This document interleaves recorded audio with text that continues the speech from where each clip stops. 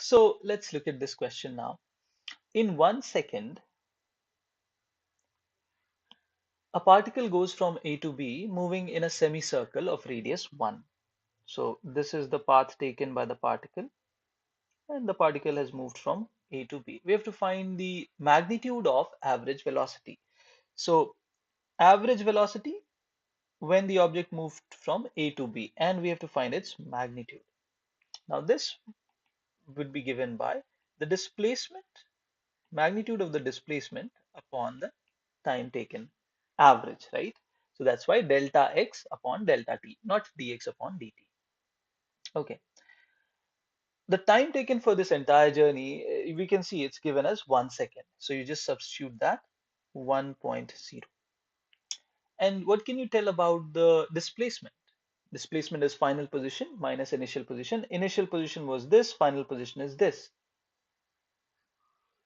Remember, they're asking about displacement, not distance.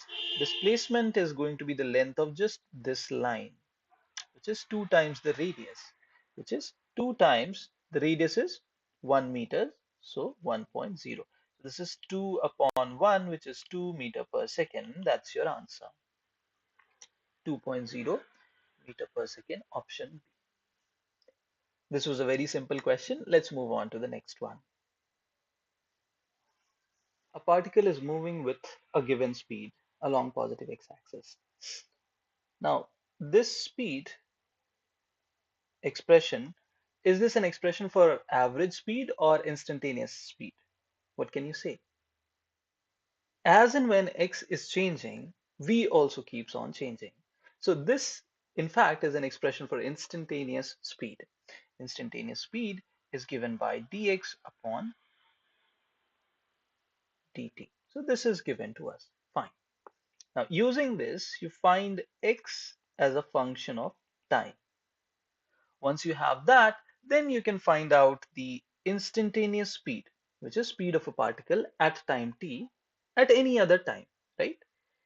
How? Then instantaneous speed would be given by dx by dt, and then you substitute t is equal to tau to get the answer. So this is the approach.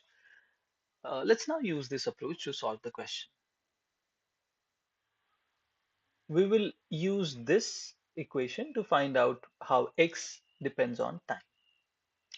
So first, bring all the x variables to one side, all the time variable to the other side, and integrate. This is indefinite integration, so this is going to give you x to the power half by half plus some constant, of course, b into t. Yeah. So 2 root x plus some constant is equal to bt. Let's find this constant. How do we find this constant? Using the initial condition which is given to us. And the initial condition says, assume that the particle is at origin at time t equal to 0. So when you put t equal to 0, the object is at origin. So x is also 0. Now, if you substitute these values, you'll get c as 0.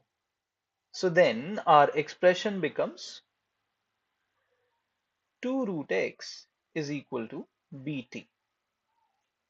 Or if we refine this a little bit, bring 2 to the other side, you get bt by 2, whole square it, and that is what is x. Or you could write b square t square by 4. Right.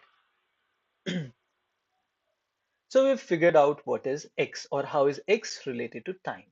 Now let's find the instantaneous speed at time t equal to tau. So instantaneous speed would be given by dx upon dt. X we know what it is, so differentiation of b square t square upon 4 with respect to time. Take all the constants outside, b square by 4 comes outside, differentiation of t square with respect to time is easy, so b square by 4 to t.